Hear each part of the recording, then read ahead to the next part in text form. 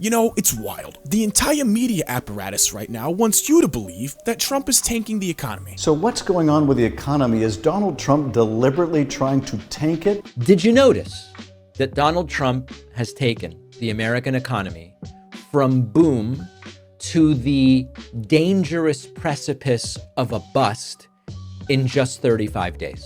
I don't usually do this, but 2 weeks ago, I issued a warning to stock market investors. And unfortunately, since that video, things have gotten a lot worse. Financial markets today roiled by Donald Trump and the chaos he has unleashed on the American economy. It is wild watching people apply superstition to normal asset cycles. This was in 2022.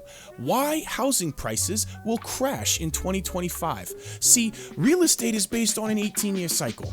And it's all coming to a head this year. Actually, a whole ton of bubbles are looking like they're coming to the end of their cycle this year. Not only real estate, but crypto and potentially tech, because the tech bubble has been extended over and over again with new narratives. And when it comes to AI, the cracks are already starting to form. When you hear Trump talk about ending income and property taxes, when you hear Trump talk about having to go through some pain while we correct a lot of these macroeconomic forces before things get better, you're watching him respond to the upcoming end of all of these cycles that we're talking about right now. And these cycles coming to an end don't indicate anything crazy. It's a normal mechanism of the market.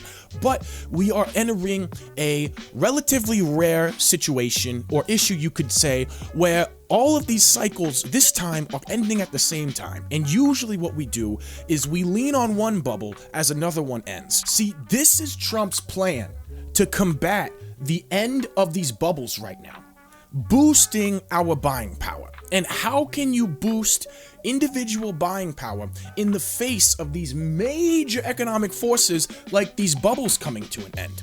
Well, the best way to do it is to get the government to stop asking people for all their money. I mean, when you think about the portion of your individual income that goes to the government, that's 35 to 40% of people's income on average. And as we start pulling back the money printing, as we start reducing inflation, there is gonna be a deflationary effect. And I personally think that a lot of what's been propping up the stock market over the past few years has partially been increased prices due to inflation. And while the media is ramping up the alarmism and banging their pots and pans, I think that what we're seeing right here, this recent stock pullback, is a response to the expected deflationary forces. See, Turkey is a really great, more extreme example of what we've been seeing in our own economy, where the inflation actually drives people to invest in assets that are not the dollar, because your country's dollar is going to lose value much faster than other assets that you could invest in, like property. It also drives retail investors to the stock market, which is largely completely governed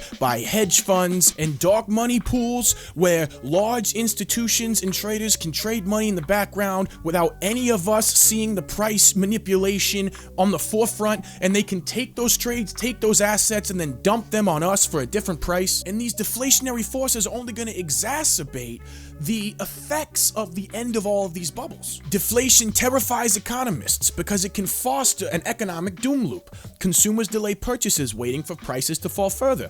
Businesses then produce less and lay off workers. Then the demand falls further, causing prices to fall even further. So as usual, the news is following the chart. The chart is not following the news. These are long-term cycles that play out very consistently over and over again. See, Trump, as well as everyone else that pays attention to macroeconomic forces, saw all of this happening months ago, which is why we see Trump have his coordinated plan for the economy. So what is Trump's plan? It's a basic three-step plan. It's cut taxes, cut regulations, and invest in domestic manufacturing. See, the goal is to transfer our economy from inflation that is controlled through money printing or quantitative easing to inflation that is controlled naturally through market forces and our trade relationships. And guess what? It's working. Even CNN was forced to admit U.S. inflation cooled.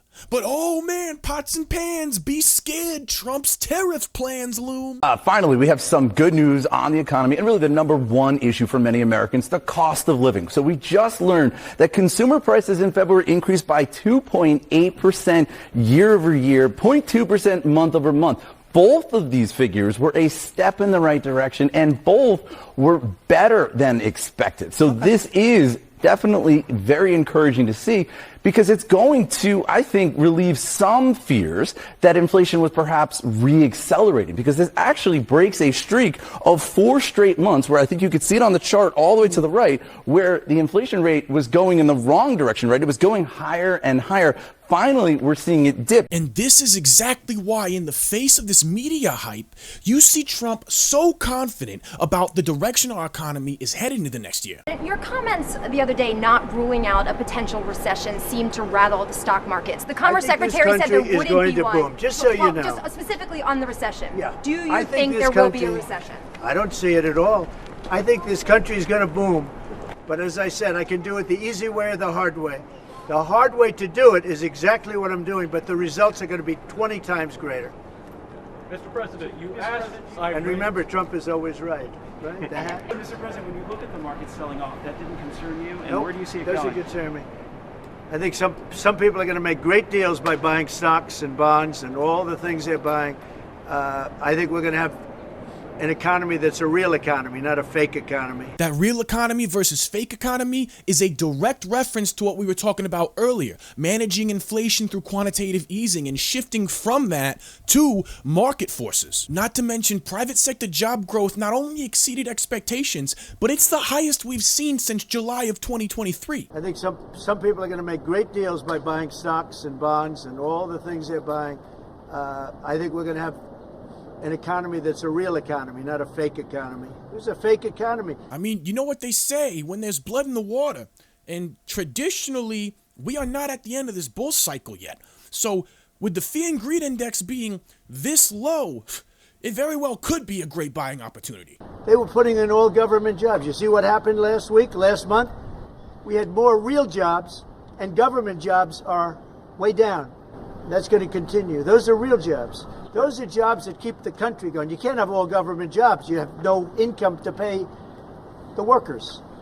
Yeah. And a lot of those workers didn't show up to work. That was the other problem. And in response to all of this, the moderate portion of the Democrat Party, those left that didn't fall the rest of them off the cliff, are having a real come to Jesus moment right now. Look, man, we're screwed. I mean, we don't no Democrats don't know what to do. This is a nightmare.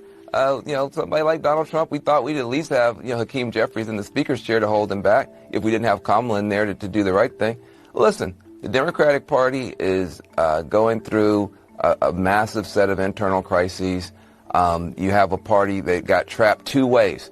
One, defending a broken status quo that nobody likes because they thought that Donald Trump was going to make it worse. But when you're defending the status quo, you're going to lose.